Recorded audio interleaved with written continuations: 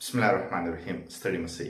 نن غواړم تاسو ته انفلیشن یا انفلاسیون په پښتو کې ورته د پیسو پړسوب وایي په خلاص ډول سره درته شرح کړم. د پیسو درته تعریفوم او د هغه یو مثال هم تاسو ته راوړم. د نن ورځې په دنیا کې په جهان کې انفلیسیون یا د پیسو پړسوب چې سوی دی زیات دی. په اکثرو هیوادونو کې مثلا په هند کې اوس برحاله تقریبا د 2 کال په جریان کې 9% انفلیسیون یا د پیسو پړسوب پیښ سوی دی. مطلب دا دی چې د اجناسو قیمتونه په دوامدار ډول سره لوړیږي او د پیسو ارزښت چې کېږي کمیږي. انفلیسیون داسې یو شی دی چې په هر هیواد کې پیښیږي.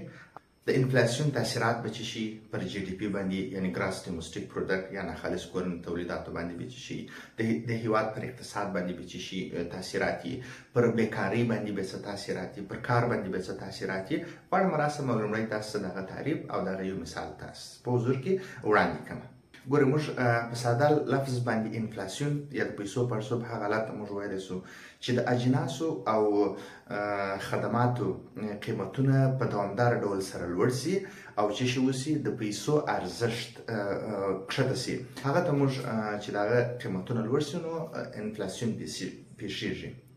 مثلا که زه د انفلیسیون یا د پیسو پړسوب یو مثال درکړم، په 2010 کال کې تا په 100 افغانۍ باندې یو خوراک کباب، یو دانه پیپسي او یو بوتل اوبه څښلی سوی.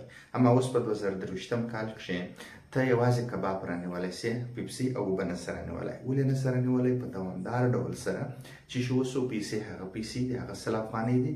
قیمت چې څو لوړ سوی دي، د اجناسو قیمتونه لوړ سوي دي، د خدماتو قیمتونه لوړ سوي دي، د پیسو ارزښت کم سوی دی. پوه شولاست؟ صرف موږ دلته اوس څه کولی سو، موږ صرف دلته په 2023 کال کې صرف کباب رانیولی سو، اما 2 نور توکي نسو رانیولی. نو دغه ته موږ د انفلیسیون ویلی سو یا د پیسو پړسوب ویلی سو.